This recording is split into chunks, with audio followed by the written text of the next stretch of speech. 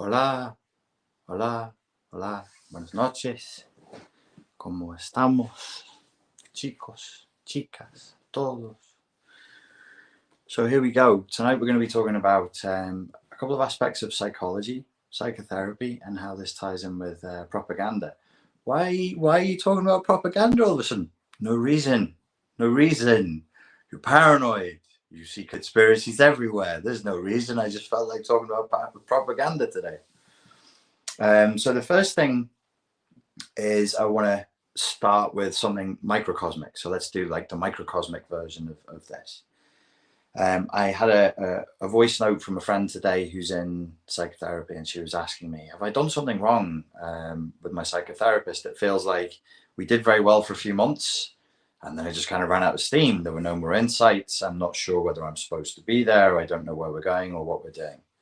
So let's start here. Super simple. We can all relate to this scenario, right? You go to psychotherapy, you go to counselling, it seems to be going very, very well. And then after like a month or so, it just runs out of steam. There are various reasons for this. We'll get into it in another video if you want to. I'm not ragging on psychotherapists at the moment, or counsellors, by the way. In fact, from now on, I'm going to be doing more to push people towards getting qualified help with a face-to-face clinician. I think like with all the people who are comfortable working on Zoom now, loads of counsellors who weren't, and psychotherapists, and even psychoanalysts who weren't, because of the thing they now do.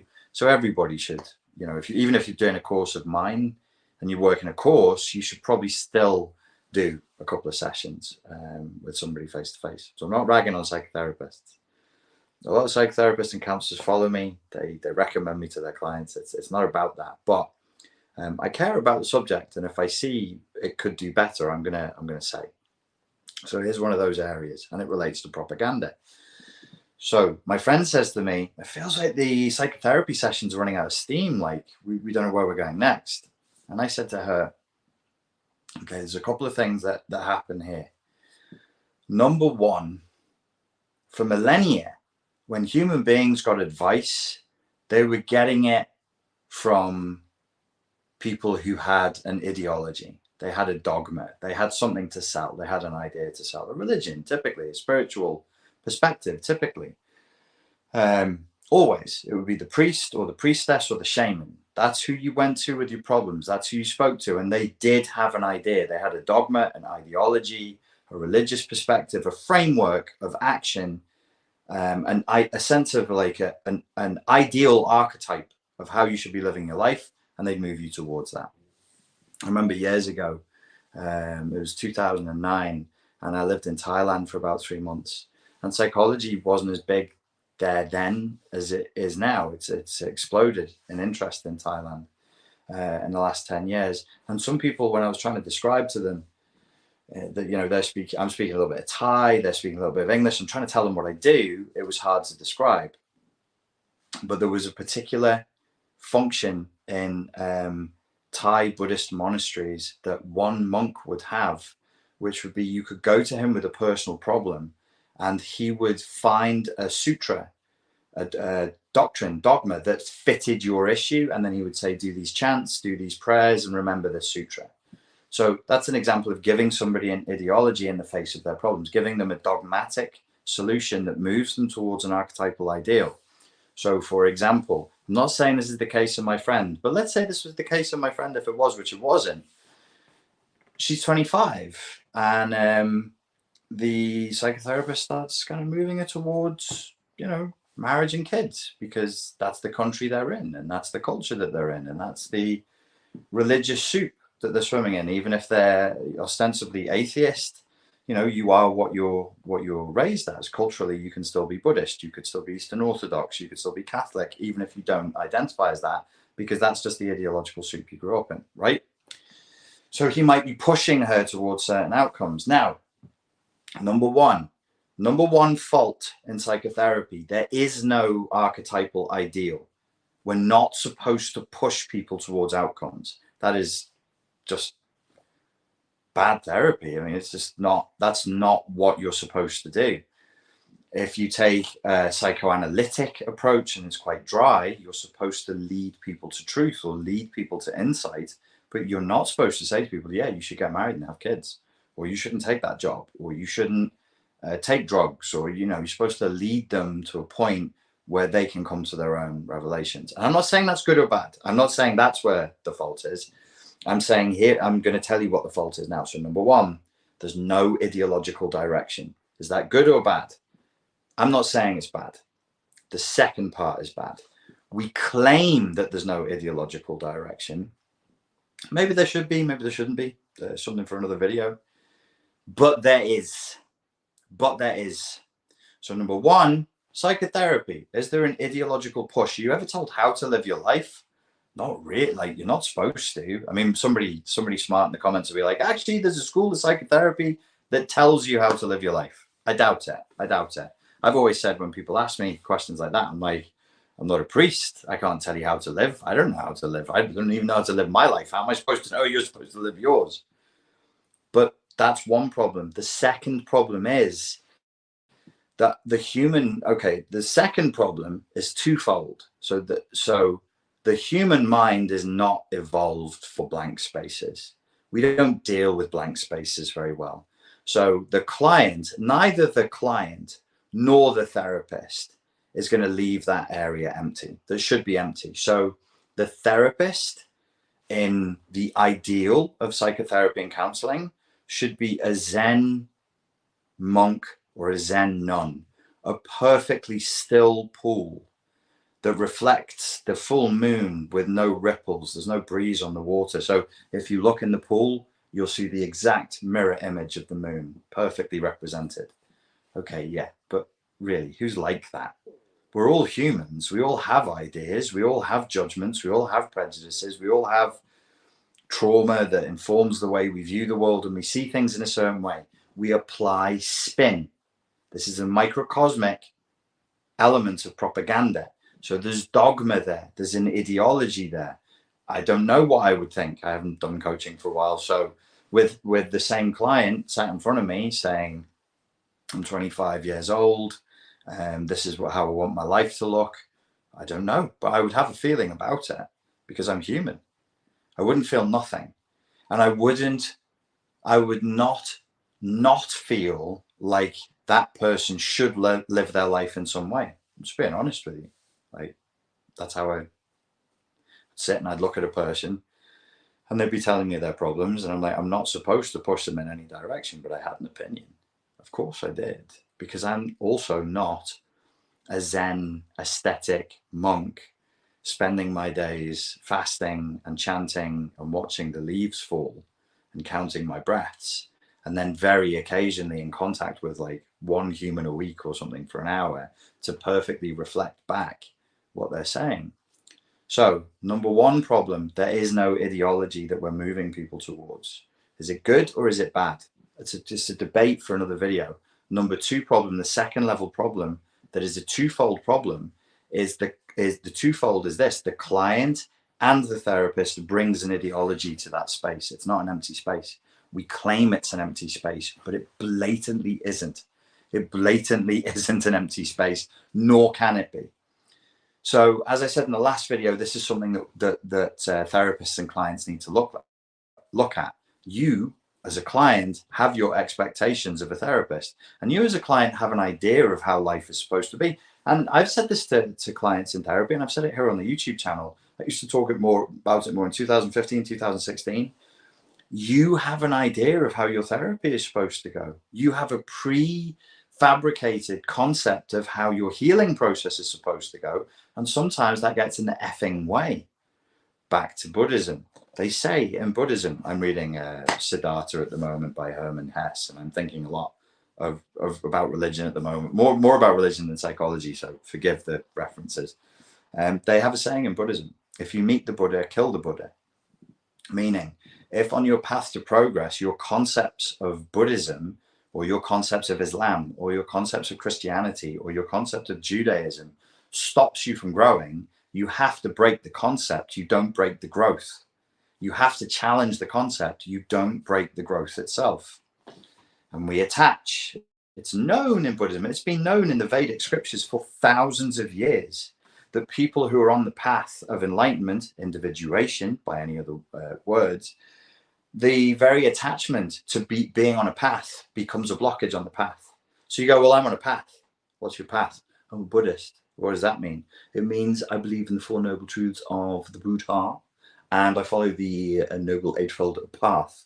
Would you ever do anything else? No, because if I did anything else, then I would cease to be a Buddhist. And I am a Buddhist. I am a Muslim. I am a Christian. I am a, psychodynamic therapist. I am a purely Freudian psychoanalyst, whatever the self-identity is, it becomes a blockage. This is completely normal. I'm not judging or casting aspersions here. We just have to be realistic about this.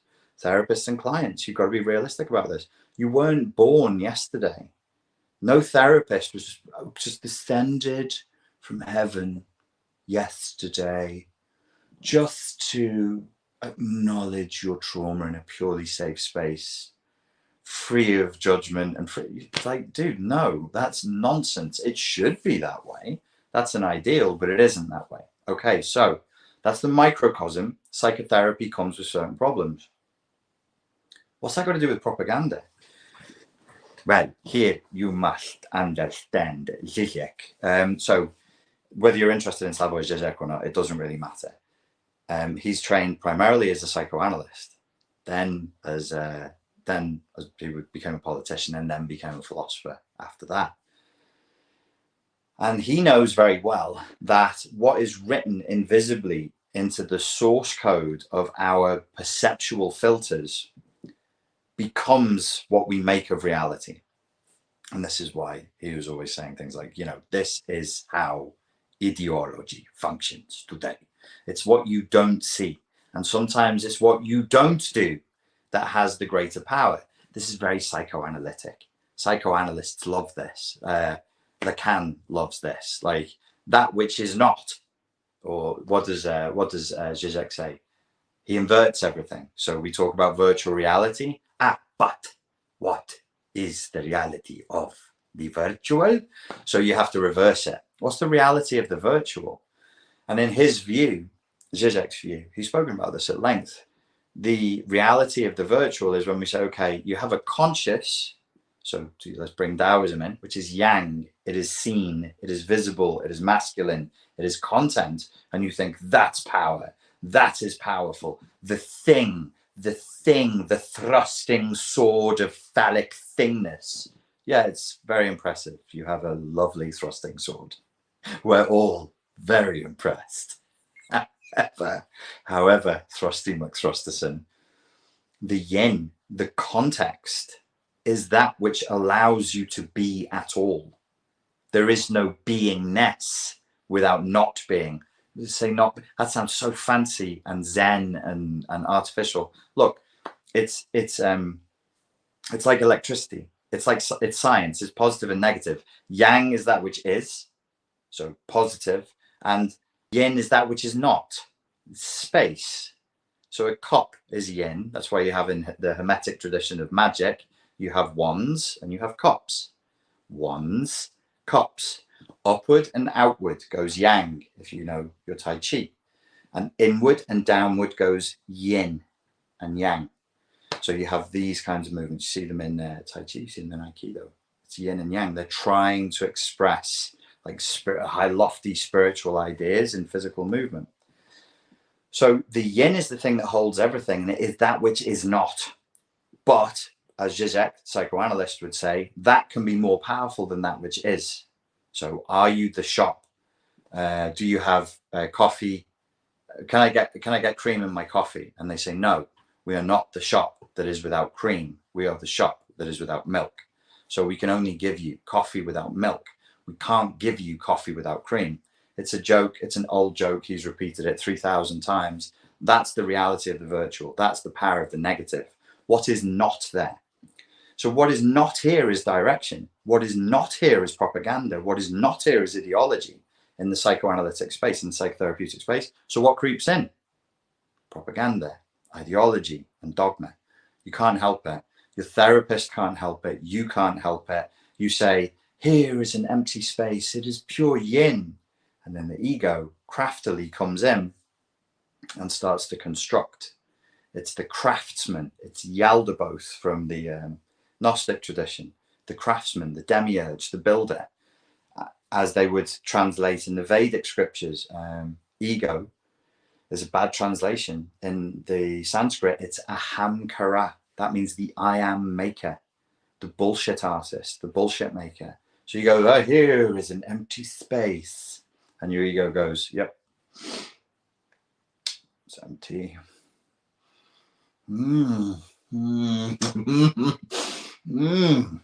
Empty. Could I just add one thing?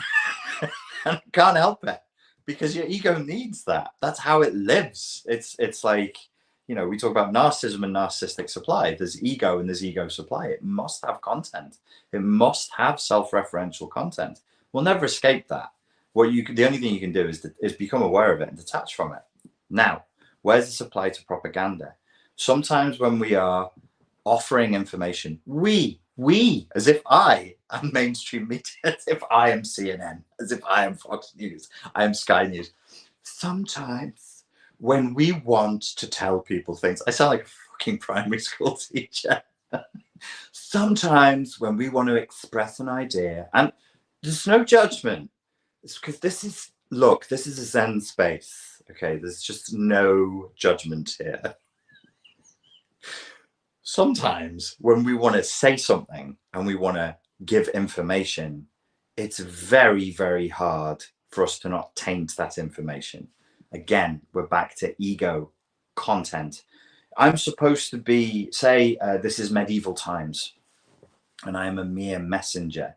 I have run from your castle, and I have run to go and look. I'm fleet of foot. I'm Hermes with wings upon my trainers.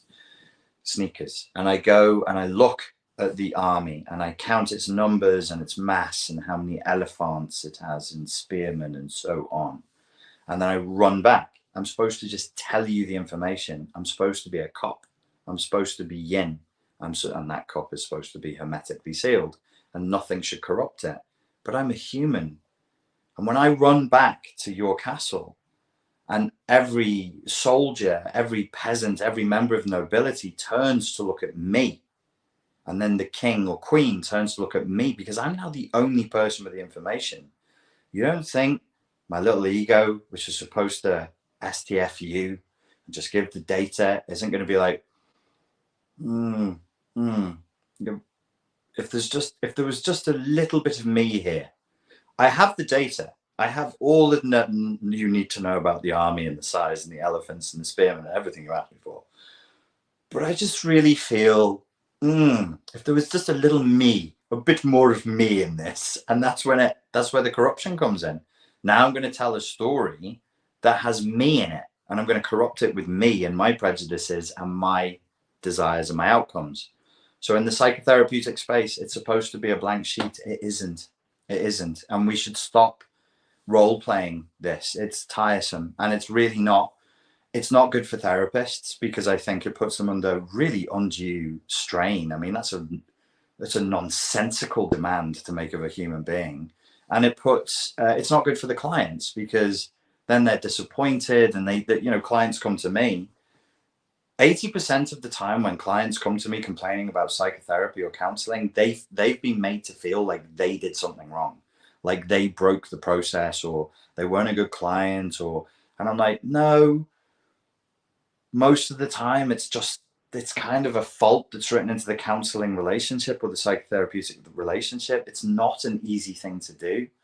If you're a psychotherapist and a counselor and you've got somebody from beginning to the end of something, and it didn't just go on forever, and you got them through in the door, they made progress, they had insights, they felt good about themselves, they exited a stronger, more courageous person, you're rare. You're really rare. Most don't. Most can't, because there's the minefields that we have to ballet dance through, the laser beams that we have to skip over are so many and so complicated. It's a really, really hard thing to do. So the client shouldn't put that expectation on a therapist, and the therapist shouldn't put that expectation on a client. We should just say, look, we are humans, we're faulty. In all humility, this is the best we can do. It's probably better for you to talk to an adult who doesn't know you, doesn't have a vested interest, keywords, in the outcome, so that you feel properly heard and so that you can explore these issues in a, quotation marks, the phrase I hate but is necessary, safe space. But I'm not supposed to have a vested interest. But ultimately I will. Ultimately I will. Ultimately, for most psychotherapists and counselors, they do want you to win, and they want themselves to win. And I don't know what winning means to every individual psychotherapist and counselor out there. They want you to be a good client. They want you to move forward in your life. But they'll have an idea of that, and unconsciously even they'll start coercing you towards an outcome. There's my little bit on psychotherapy. I've touched on propaganda a bit. Let's come back to propaganda now. Let's link psychotherapy and propaganda through a bridge called ideology. I like thinking about ideology. You hear it a lot nowadays, like ideological infection, and what's the ideological spin that we're going to put on this or that. The ideological spin. I think this is mine. I don't think I've heard anybody say it this way. So you've got, like, Sam Backman says, ideology is a poor man's philosophy. That's a good way of looking at it. We could say that the ideology becomes the unconscious coordinates by which we form our maps of reality that coerce our decision making and our self-concept. And as Zizek would say, ideology doesn't just train you what to want, it trains you how to want. And that is the true perversity. So it doesn't just train you what to want, it trains you how to want. Yeah, like all that.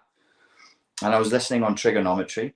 I was with the trigonometry lads on Saturday, and they were talking to, I can't remember his real name, Argon of Assad, Carl Benjamin, I think his name is, and they had this discussion there about ideology. Shout out to Constantine and Francis.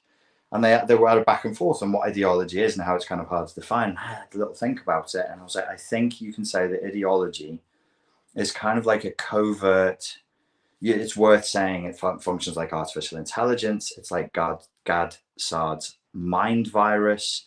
It helps you to think, or it thinks for you sometimes, like a parasite, but it makes you think you're thinking. It tells you what to think, when to think it. It gives you a whole structure for thought. Ideology, that makes sense. But it's a kind of a covert sales pitch. Forgive me, my background, sales and marketing. It's a discipline I never fell out of love with. I fell out of love with everything. In and out of love with martial arts, in and out of love with psychology, in and out of love with that.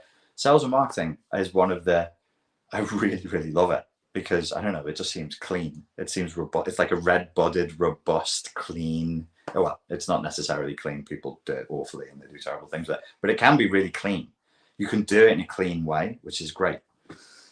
And it's a covert sales technique. In ideology, I don't give you all the answers, but I bring you right to the point where the answers are obvious. And if I'm in an ideologue, I do the same thing. I don't give you the answers, but my narratives that I'm constructing lead you all the way to the point where you will draw inevitable conclusions and think it's you that's doing it. So ideology thinks for you, and you think you're thinking. An ideologue draws you right the way to certain conclusions, and then you get tricked into thinking you made those conclusions. Back here, over here. I said the therapist ends up with a vested interest. Maybe not all therapists, maybe not all the time, but most human beings under those circumstances over a period of time will have a vested interest in their happiness or the success of their client, for the client and for themselves. It's ego, not in the worst way imaginable. Ego can be good, but like, I have an ego investment in this client. I want a client that's done well. I absolutely want that. Absolutely. You could go, well, that's narcissism. And I'm like, well, there's narcissism in much of what human beings do. And if I'm narcissistically attached to you becoming really healthy and having a great life, what's the problem? Why would you? Oh, no, I'm not going to go with you, Richard. I'm going to go with somebody else who is pure and free of all vestige of narcissism and ego. Well, good luck with that person. Who just doesn't have the decency to tell you how narcissistic and egotistically invested they are. But there's a vested interest. So that means there's a sales pitch. A lot of communications are sales pitches. You're being drawn down. Dan Kennedy, who's a great guru of sales and marketing, an American guru of sales and marketing, he talks about pigs going down a chute. So you're being pushed into a greasy chute in a certain direction. That's ideology. It happens in psychotherapy. So I've explained what can happen in psychotherapy. Here's ideology. It basically pushes you like a pig down a greasy chute to make certain conclusions, to come to certain conclusions of your own accord. It's you who did it. I'm not doing it. You're deciding that this is the ethnic group that needs to be removed from your nation, or these are the people that need to be backed over here, or this, or this, or this. Now to propaganda. Isn't this exactly what propaganda does? It's ideological in the sense that I just gave you, in the sense that, yes, it does teach you how to think. Yes, it teaches you how to process reality itself. Yes, it's doing the thinking for you, but letting you think that you're thinking. And it's giving you all the data you need to make the most obvious conclusions. So where do we see that today? And why is this a problem? It seems to me that now in 2022, every form of communication has this rot in it, has this fungus, this green mold growing over it. It's everywhere. It's in everything now. There are very few spaces left where you don't find this ideological infection, where you don't find this green fungus, this powerful green weed growing and growing and growing and wrapping its tentacles around everything. Notice it. Don't despair. Sometimes it's good to despair, but there's no need to despair with this. Just notice it.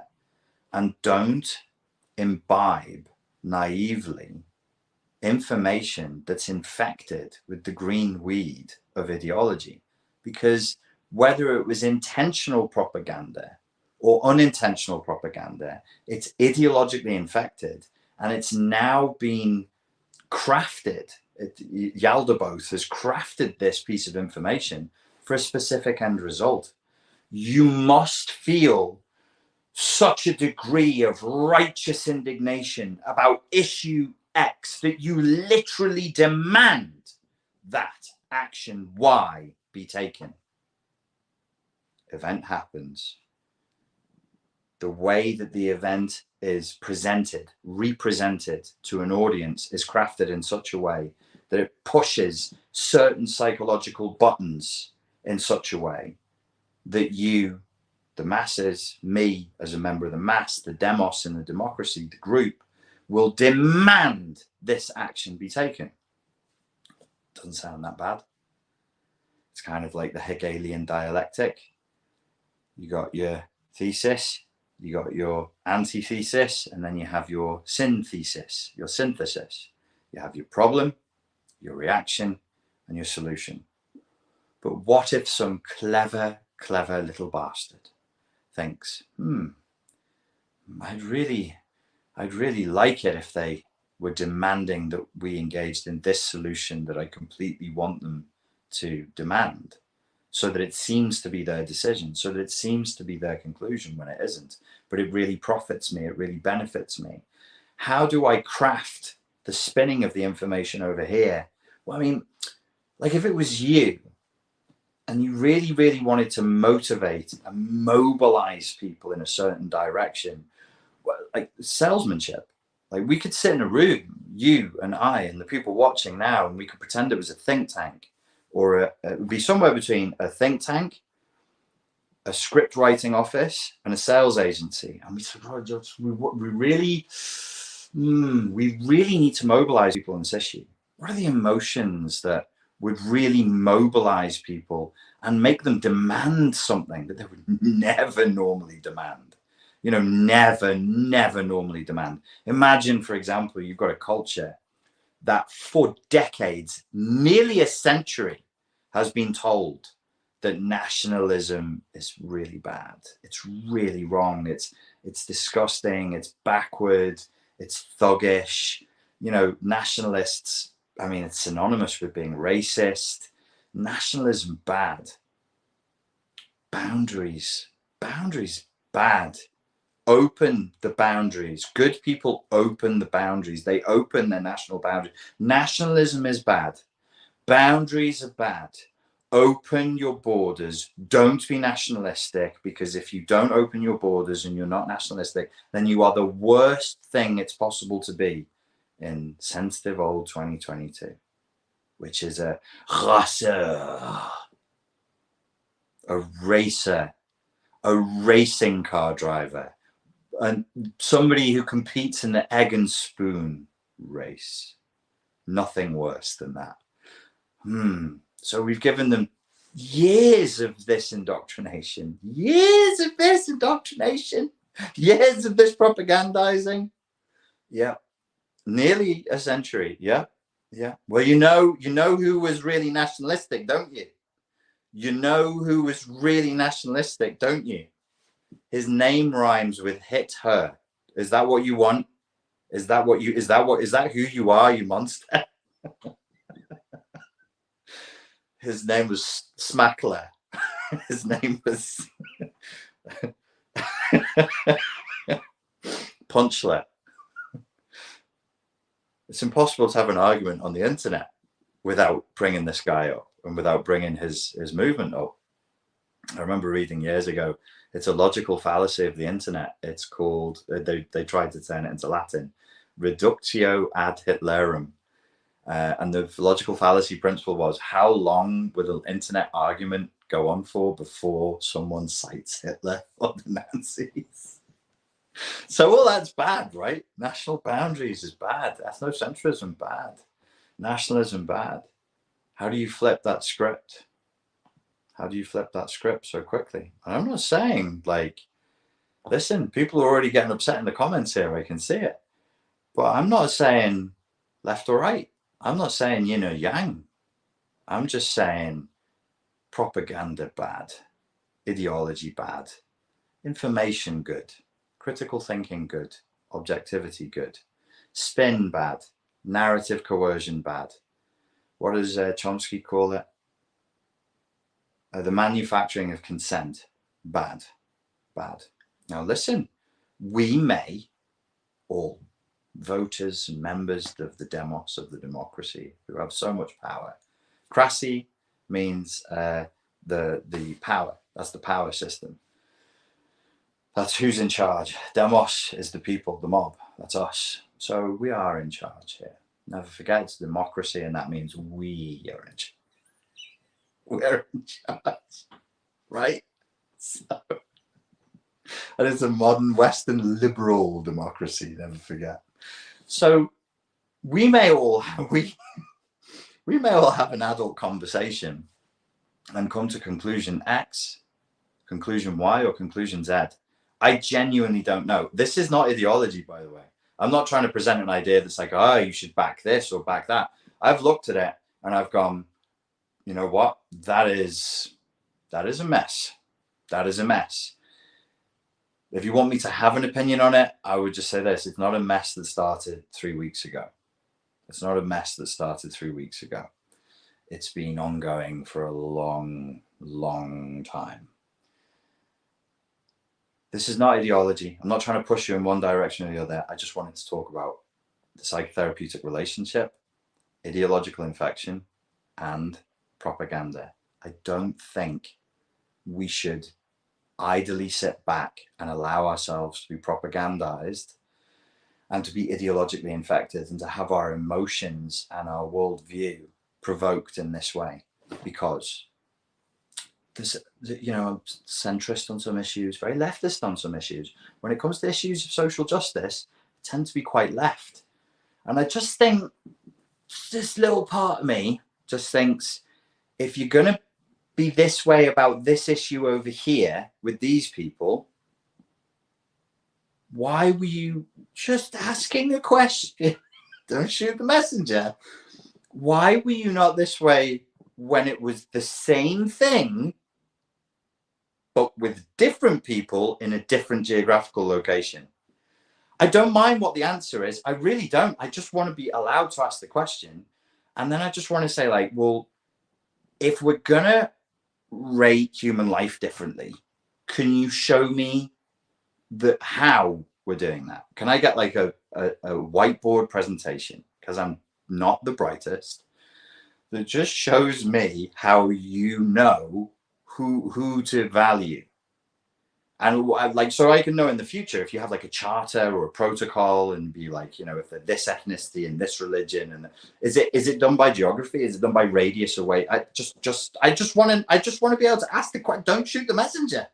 Like, I'm being told that things have to be done, and I just want to sit back and go, okay, well, how did we come to this conclusion? Just tell me how we're making these decisions, and if the reasoning is sound, I may just say, hey, no, that's fine. It's just strange right now. That's all. Nervously gulps. I'll take questions now. Please take the time to craft beautiful questions, and to make them one sentence long and have them end in a question mark. And let's keep it relevant to the topics that I've covered today, please. That would be lovely. PJ says, it's Richard's fault. And I think we can all agree that as a middle-aged, middle-class, white male, heterosexual white male, it's 100% my fault. Oh dear. Is your bald patch sweaty yet? No, the bald patch is doing okay, because this is the kind of thing that I should do in a more like of a ranty, adrenalized way. But I'm so zen today. I'm so blissed up today. We've been spending, I'd worked most of today, but in between working, I was like taking walks. As I said, I'm reading Siddhartha by Hermann Hesse. And I'm just like, wow, man, what is the real nature of like God, man? And it's really hard for me to get super angry about this stuff if I spend the whole day like that. So I can't give you a bald patch sweating rant tonight. Sorry about that. Carrie Sontag asks, will woke culture destroy the West? Woke culture has been destroying the West, whatever the West may or may not be. But yes, I know what your question means. And yes, it has been. It's been doing lots of damage. We're at 777 views right now. There's people laughing at Thrusty McThrusterson and his big sword before. Yuji Rose says, of course they won't admit they have a breakdown of who can afford to be wiped out if the resources gained outweigh them. That is a very good point. Thank you, Yuji.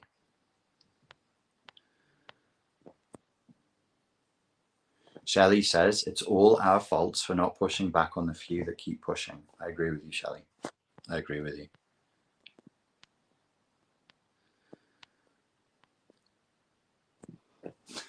Johan Janssen says, what's the temperature on Pootler's forehead right now? I never thought of Pootler. The reason why I'm laughing is because that's my level of humor. That's exactly my level of humor, is taking their names and putting them together. And I never thought of that. And I will use it now, and I won't credit you. Pootler is funny. Nothing about the situation is funny. Like, nothing about the situation is funny. But that is funny. I imagine it's high. Duke City Records, if psychology is only good as its education, why are psychologists taught to only write prescriptions? I think it's like psychiatrists who write prescriptions, unless you mean metaphorically.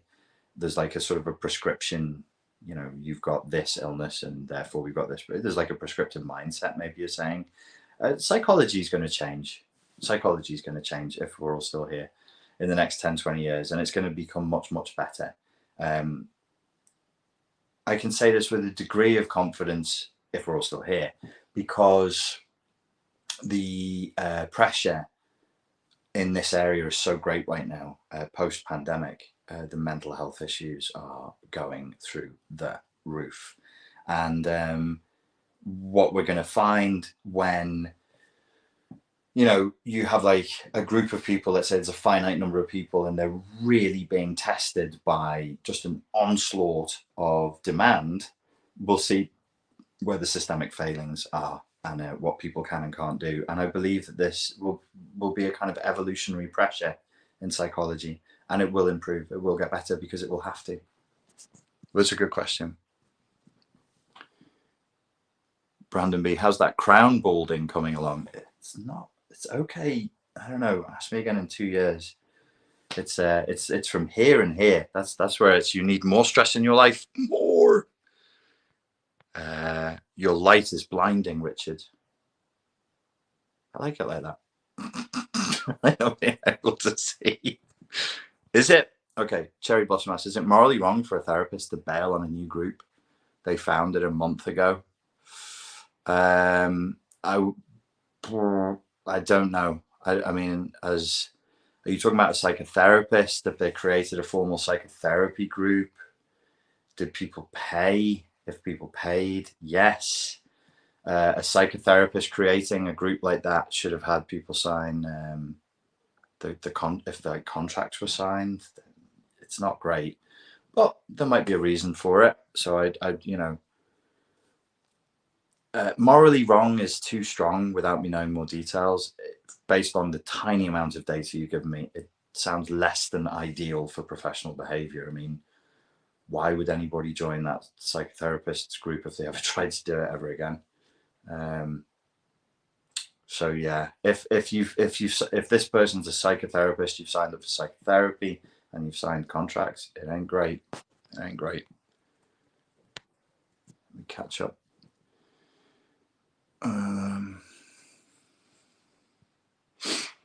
Most psychologists should have a supervisor. Well, all therapists and counsellors have to do supervision. Them's is the rules. Them's is the rules. Doug Dubiel says, strong men make comfortable lives make weak men make strong men. I don't think that's how that goes. Don't weak men make for a more dangerous and uncomfortable world or something like that? Okay. Questions? Spooky Woods. This is a synchronistic question. Do you think religious counselling or psychotherapy should be certified as legitimate healthcare? I was just talking to a chaplain for the Marines today and yesterday. I'm going to speak to him next week. I think this is one of the questions that like we're going to have to resolve.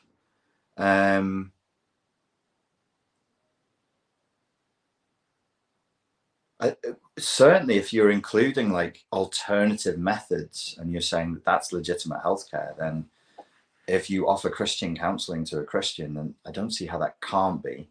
If Reiki, crystals, like chanting or breath work is counted as legitimate, then yeah, it should be.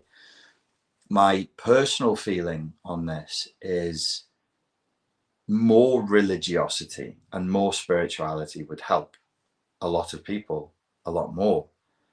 I'm more and more just submitting to the idea that we are evolved to be a religious species, and our lack of religion is really hurting us in ways that we can't intellectually understand, because it's not an intellectual problem. It's a primal, evolutionary, emotional, and unconscious problem. And we spoke about ideological spaces and ideological emptiness before. The world is ripe for a new religion.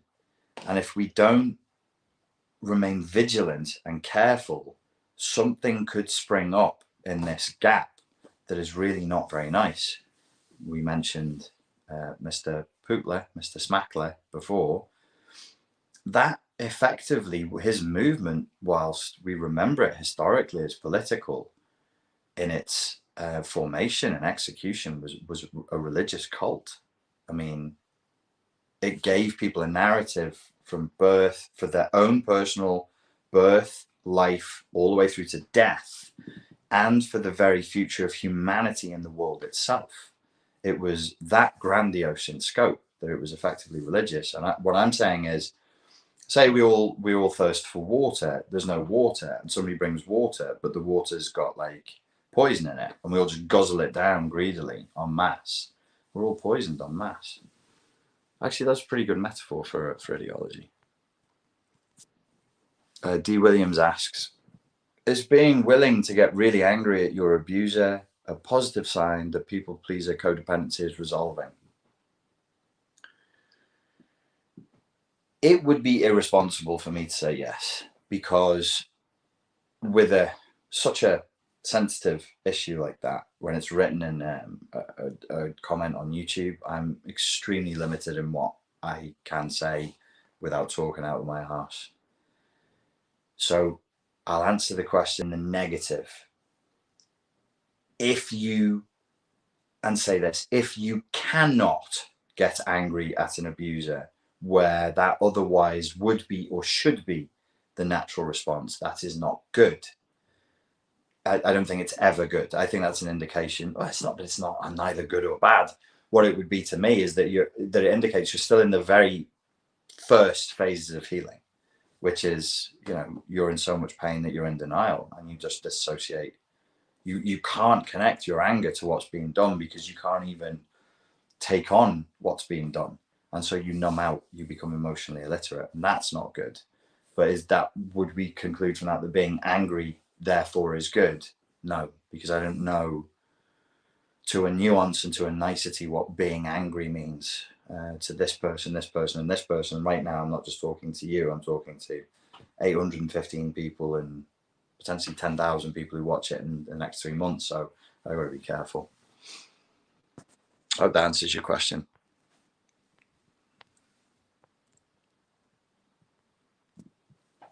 Laura asks, have you imagined writing a curative myth Jungian story for harmonizing for the yin yang entertainment addicted zombies? Yes, I have.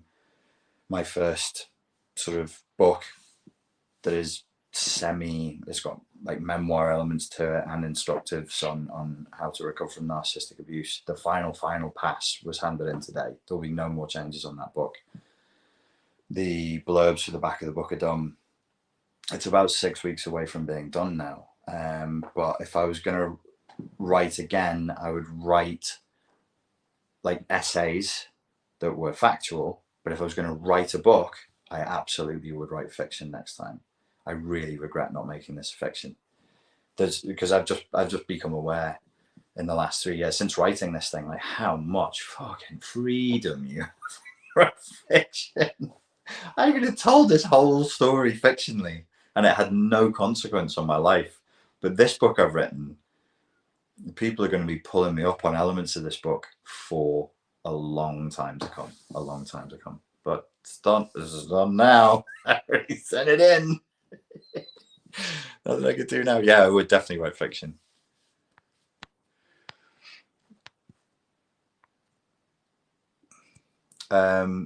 BBB, bird is the word. How do we help the next gens be positive thinkers for the future of humanity? It's a really, really good question. I don't think it's that hard. It would be easy, but we would have to stop the charade. We have to stop the charade. So we have to say, listen, everything we told you since you were a kid about your education, why you went to school, why you had to study for your exams, why you did this, why you did that. That was true for me. I'm 44, I don't know how old you are, but like, if you're 36 and up, all that stuff was true-ish, but below that just wasn't true. There's just no truth to it. Like, your education's not going to lead to a job that's going to pay you for life. That's going to, for most of us in my generation, Generation X, that isn't true. So we have to stop the charade. We have to stop being like, okay, we live like this because we don't live like that because, and we have to say, you know what? The system's really, really corrupt. Most of our institutions now, well, I can't think of a single institution that hasn't failed us at this point. Point to your church, point to your government, local, state, or federal, point wherever you want. All the institutions have failed. Our narrative is broken. And we would have to just be like, I'm sorry, kid. It's a mess. You know it's a mess. I know it's a mess. Let's talk about the fact that it's a mess. What do we do when things are a mess? It's chaos. It needs cleaning up. But we can't keep doing what we've been doing and clean it up. We can't clean up the stuff that's broken. We just have to accept that it's broken, and we have to clean up without that old stuff. I'm very positive about the future. I've never been more optimistic. Everything was so locked in place before, and you couldn't talk to anybody about this stuff. Nobody wanted to engage with me on these subjects at all, on any of these subjects. You know what happens to me now? I go to the gym and people walk up to me in the gym and they're like, I saw your video on the collapse of civilization. It was really good and it inspired me to do this, that, and the other. I get on a train. I go to a bachata class in different countries, in different cities, and people are coming up to me and they're talking about this subject. Propaganda, the collapse of civilization, the effect of woke culture on the West, ideological infection. People everywhere are talking about that. But those same people, 4 years ago, 5 years ago, they wouldn't have given a shit. They wouldn't have talked to me about it. There's just no way. Now strangers randomly come up to me and start conversations with me about it, and they're passionate. They're passionate, and they've read up, and they've watched the YouTube videos, and they've read the books, and some of them are a bit odd, but some of them are really bright and really, really switched on. I'm very, very optimistic. This is the kind of evolutionary pressure that drives positive change, or potentially can drive positive change. Not inevitably. We shouldn't be lax. We shouldn't just rest on our laurels. We have to push this moment in the direction that we want it to go. I went on for a bit then.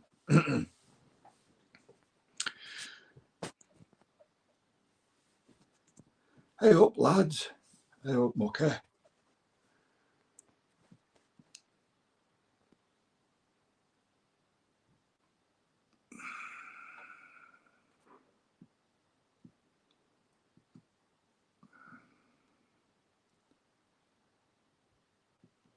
Gypsy Ruth says, I'm looking into counselling. Should I ask, what's your pitch?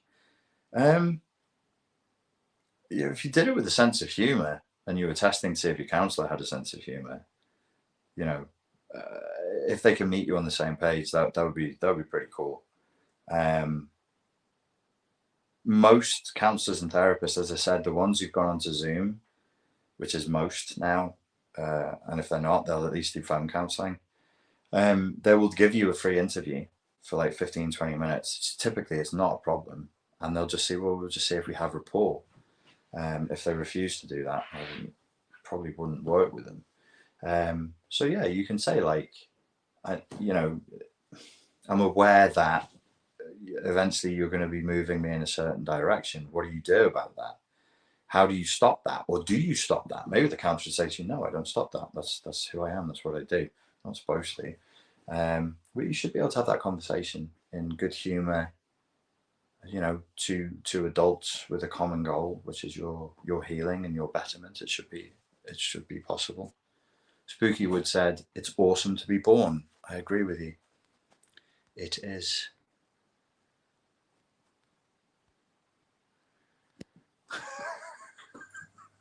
This is just goading me to be silly at the end of an hour's talk.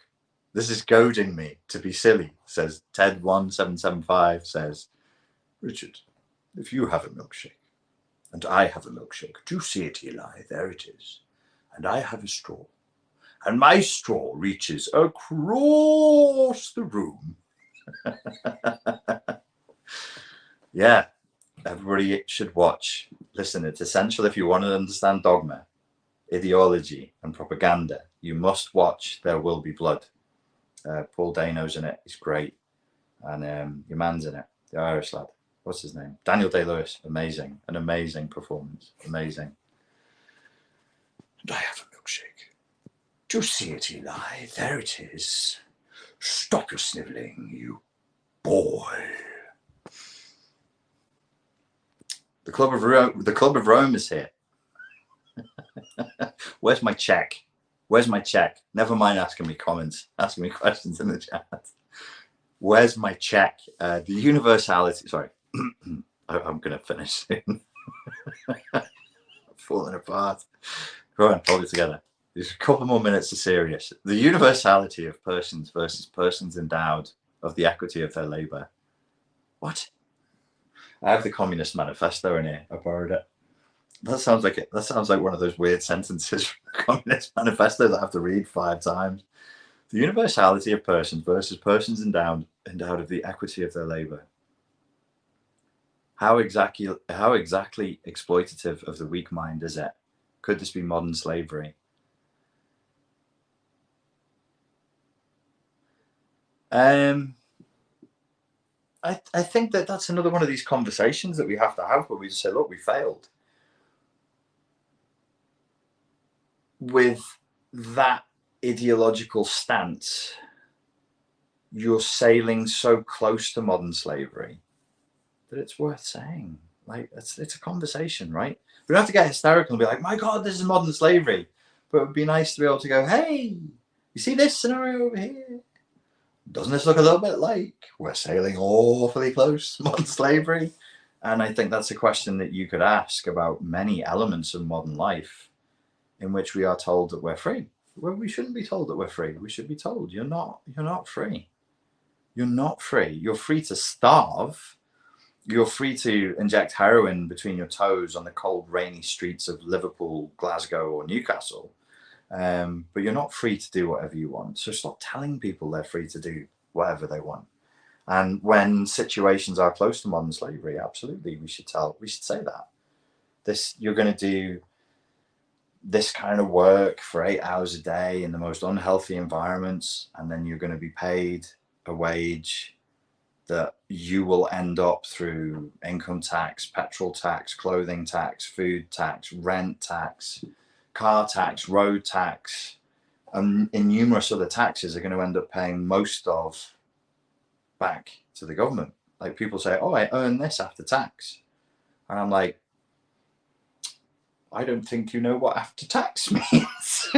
You mean after corporate tax, or after income tax, or after national health insurance is what you mean, not after tax, my dear. Oh no. An awful lot of that money that's in your bank now is yet to experience the lash of taxation. Look up the tax wherever you are in the world. Look up what the tax is on alcohol, on cigarettes, on fuel, on when you're paying for your gas, your electricity, your internet, your flights, your everything is taxed. How akin to that is that to modern slavery? Especially if you don't know, and most people really don't think about it. They have no idea how much. They just go, I earn £5. The government took £1.25, and I have £4.75, and the government sees none of that now. I'd say, go buy a sandwich, and let's see. I won't go on, my dear, but it's a good point. Renstar Wonderlust says, you don't really own anything. Do I have to be Hulda Herner says, do I have to be a communist to read Karl Marx? No, but you must be a masochist. And to enjoy Karl Marx, you must be a fantasist. Lol, lol, lol, lol, lol, lol, lol, lol. Or an 18-year-old who's never worked. Come on. That's petty. It alienates people. It's not funny. It's pretty funny. Let's all live on a commune with no one in charge. All right, Carl, where are you living? I live with my bird who pays for everything because she's nobility. And what do? I lie on the couch with my pants off, talking and writing all day. It's a joke. That's not true. It's not true.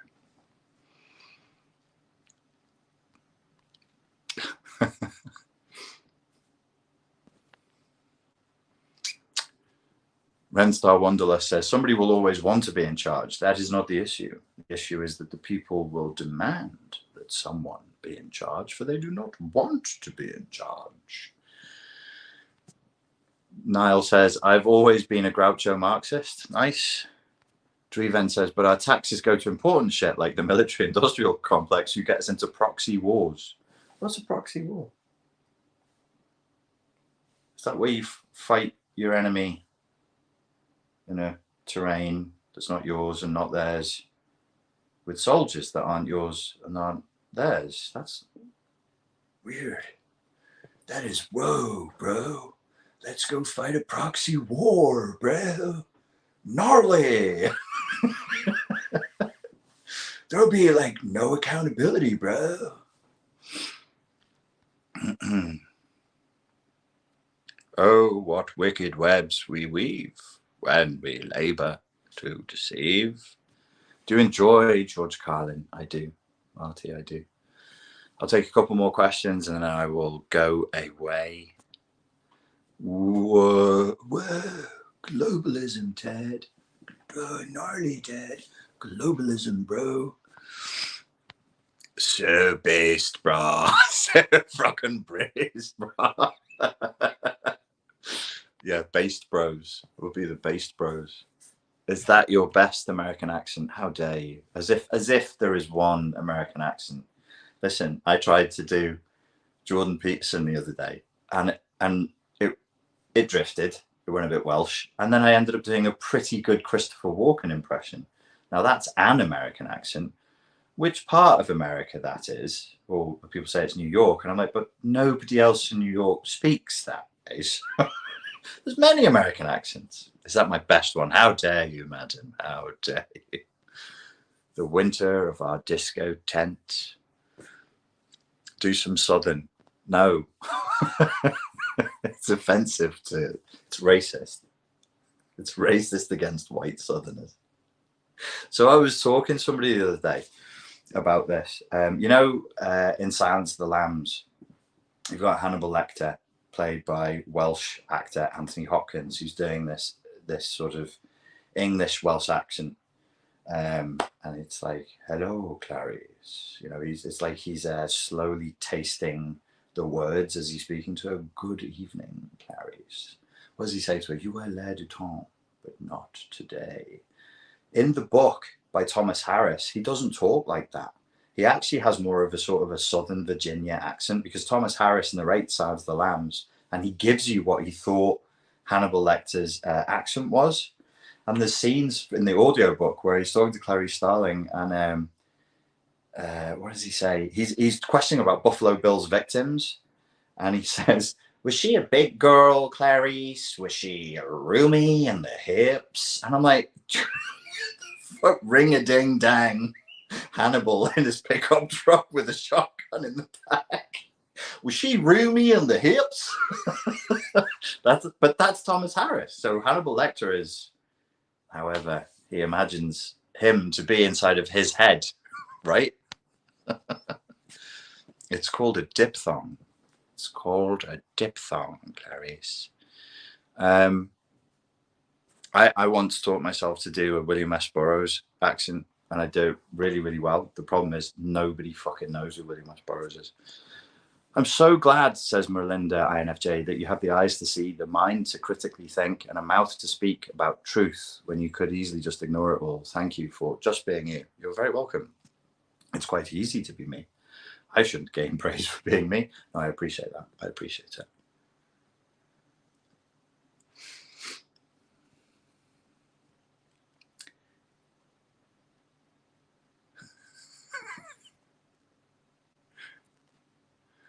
Richie, darling, I'm a feminist. We all have our cross to bear.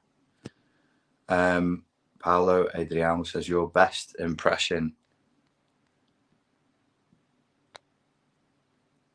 It disappeared. "Is JP the frog?" It's not. People keep telling me it's not. It's Kermit. I used to do a good JP impression, and then it descended into Kermit the Frog. Go and clean your damn room. It's not good. You've got to practice. You've got to practice a lot. There's a question from Nicole Lagrange. "Is there a reason why private psychiatrist is so expensive?"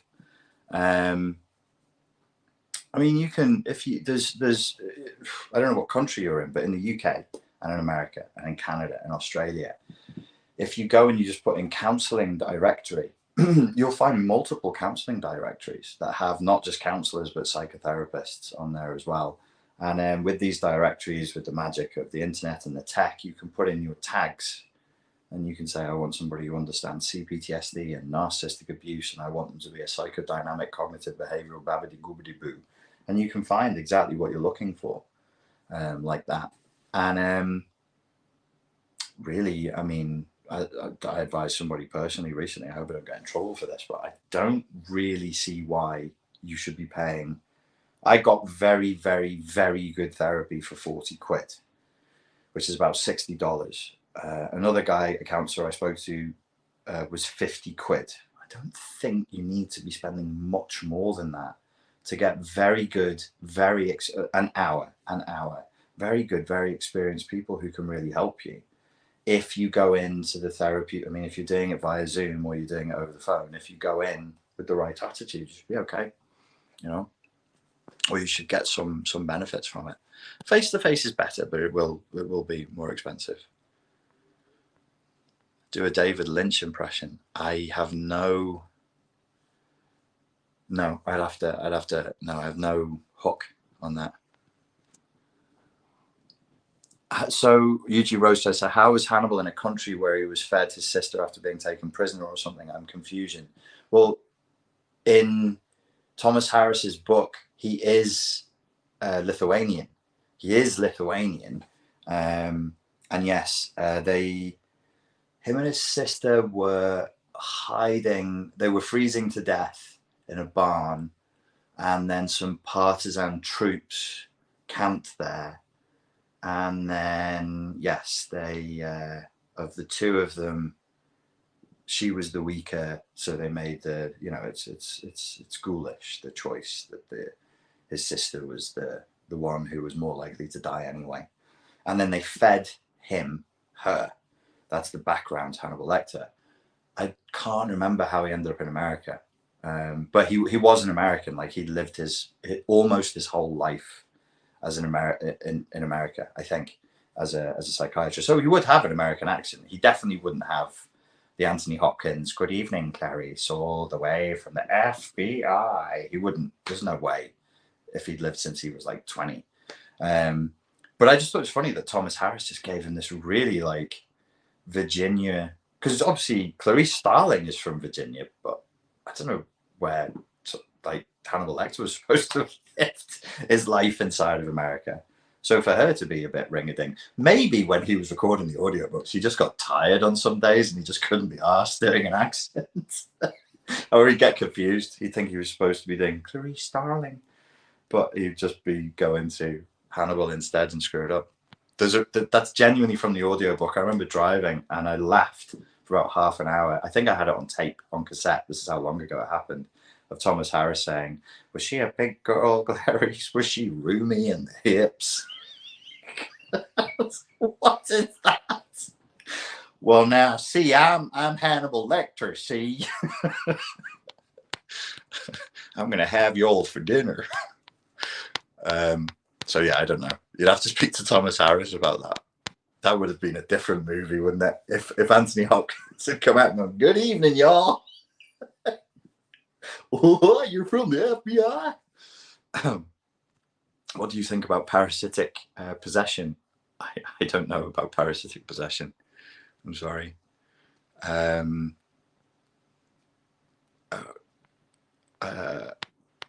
about that.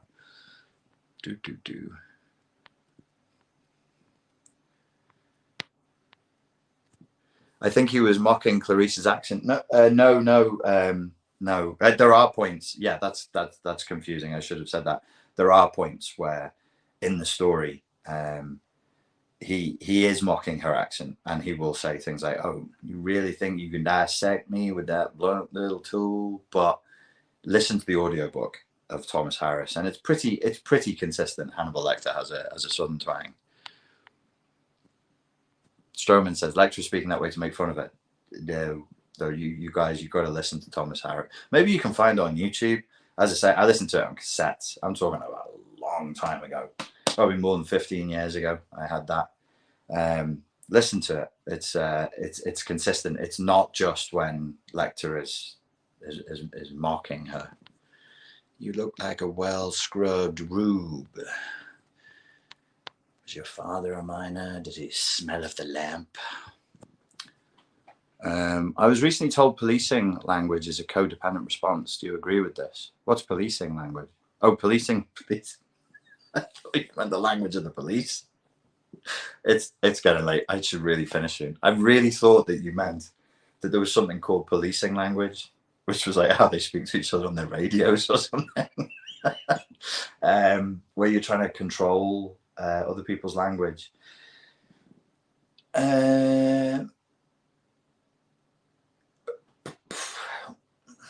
Is it a codependent response? Yeah. Why? It's that side of codependency that wants. Maybe I should finish with this rather than just doing Hannibal Lecter impressions and laughing. It is. I want redneck Hannibal Lecter. I want that. So the side of codependency that can't, that lacks these resources. Like as codependents, we've not emotionally matured, and we sort of can, in certain important ways, we function as a mirror image to the NPD, to the narcissist. But it gets complicated because obviously a narcissist is also a codependent.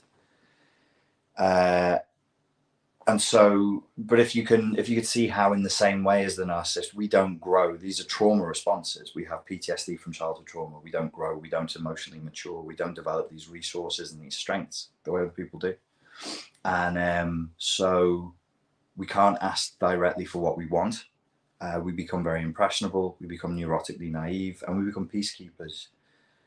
And we can get very, very controlling because we fear things spinning out of control, and we have unconsciously taken on the role of peacekeeper because most likely we were highly parentified by lazy, controlling, narcissistic, emotionally labile, dysregulated, boundary breaking parents. So it's a bit of a throwaway thing to say, oh, policing language is like, it's a codependent behavior. And I could see why you'd be like, do you agree? Like, that's a bit weird. And that's why I was like, yeah, but you really gotta add like a 1,000 word essay on it to sort of, to have it make sense.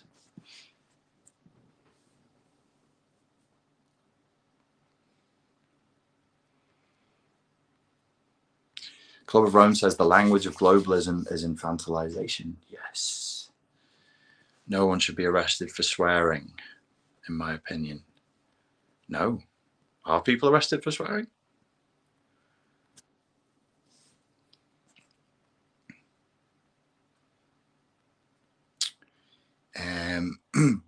Oscar asked, why do Pierre and yourself not upload Tentacle Quest on Spotify anymore?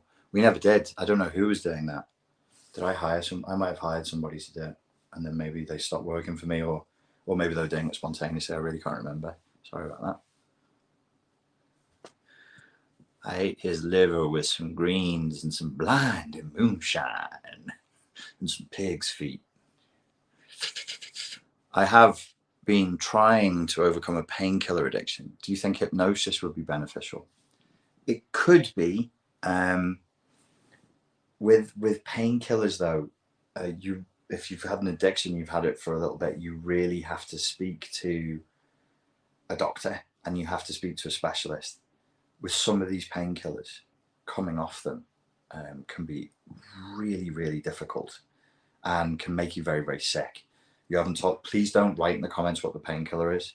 Don't take advice from me or anybody here, because before you know it, people are like, oh, rub garlic in your eyes and snort colloidal silver, or so. Just speak to a doctor and then go through one of these counselling directories that I mentioned before and try and find somebody who's worked with people coming off painkiller addictions as you are, and see if you can chat to them. You need a specialist, you need a doctor, and you need a specialist, because you know, as we found with the Jordan Peterson case, that's essentially these benzos that he was on.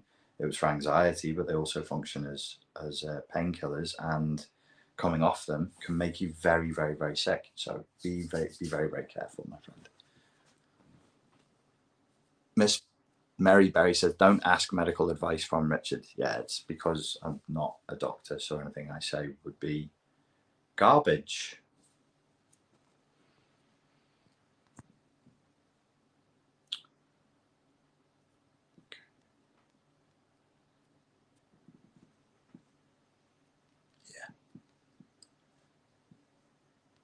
Andrew Christie, I'll end with this. Andrew Christie asks, oh yes, Richard, I was wondering what you think of hypnosis and if you have experience with it. Hypnosis was one of the first therapeutic modalities I ever learned when I was like 17. I love it. I use it to this day.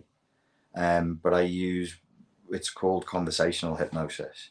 So I'm very aware when I'm doing teaching or I'm doing stuff like this, there are certain neurolinguistic programming principles, there are certain hypnosis principles that I've been doing it for so long that I just layer in when I'm speaking. So if watching me makes you feel a little bit more optimistic, a little bit better humored, a little bit more like you feel like, oh, there's stuff I wanted to do that I couldn't be arsed doing, and now I just find myself just doing it with no problem. That means I've done my job. But that's the layering of, it's not really post-hypnotic suggestions. I wouldn't get too fancy with it. I would just say, look, the best thing I ever learned from hypnosis was the idea that all conversation, all communication is kind of hypnotic, and we're constantly going in and out of trance in order to understand each other. You're in a trance now while you watch this. You're in your YouTube watching trance or YouTube listening trance. You watch a movie, you're in a movie watching trance. You scroll your phone, you're in your phone scrolling trance. If you go into Instagram, you're in the Instagram trance. If you go into your email app, you're in the email app trance. So we use the word trance in neurolinguistic programming. They would say it's a program. You're running a program. You could say that you're in different self states. I think that like transactional analysis would view it that way. But you're constantly shifting through different layers of consciousness. And if I say to you something like, my conceptualization of what God is would be a force indivisible from itself that summons everything into being. It summons me into being, you into being, and all that is into being.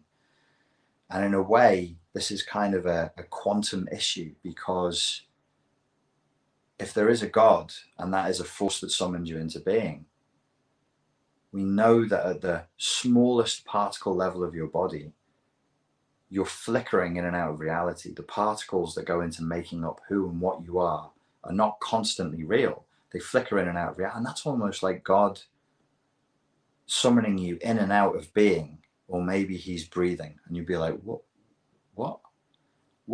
So you start to break state in order to understand what I'm saying, because we've gone up through the Dilts model, through different neurological levels. We were talking about opening apps on email, on your phone.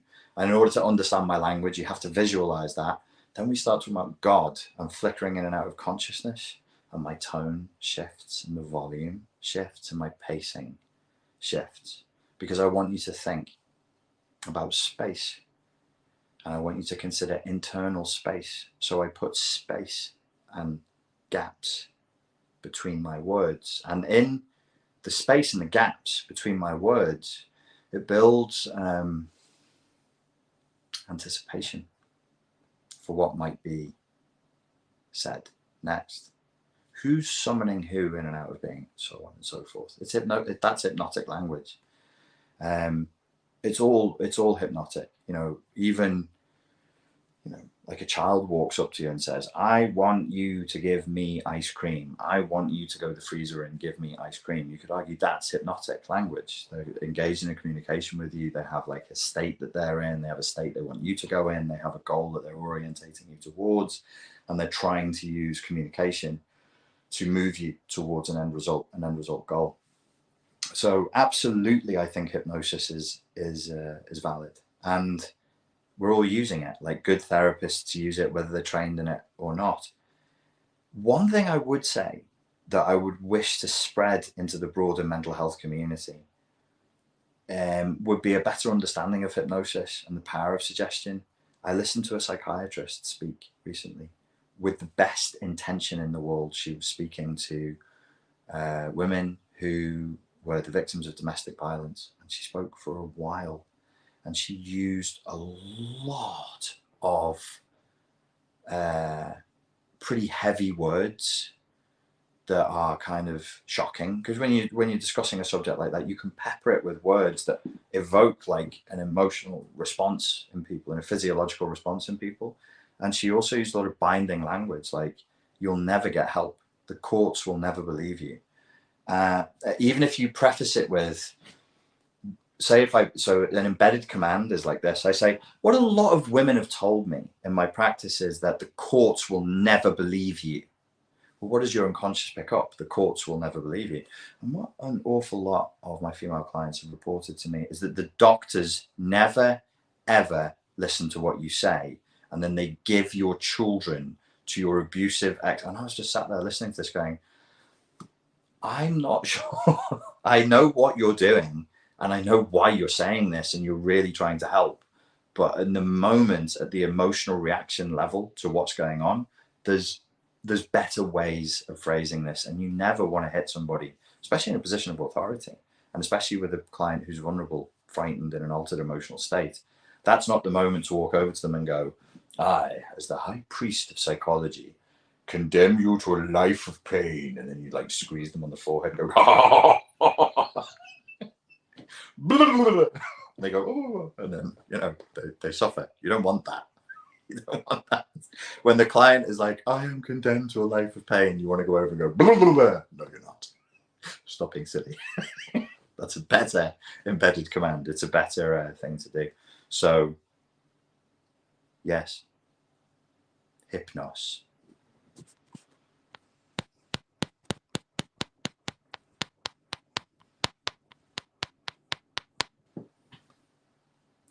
Ladies and gentlemen, it has been an absolute pleasure speaking to you. I hope that you found that useful. If you did, please give it a like. Go and share it on social media. Drop a comment below and say, I agree with this, but I violently disagree with this thing you said at 17 minutes and 23 seconds, whatever I said there. And yeah, so thanks for being here. Thank you for offering me your time and your attention.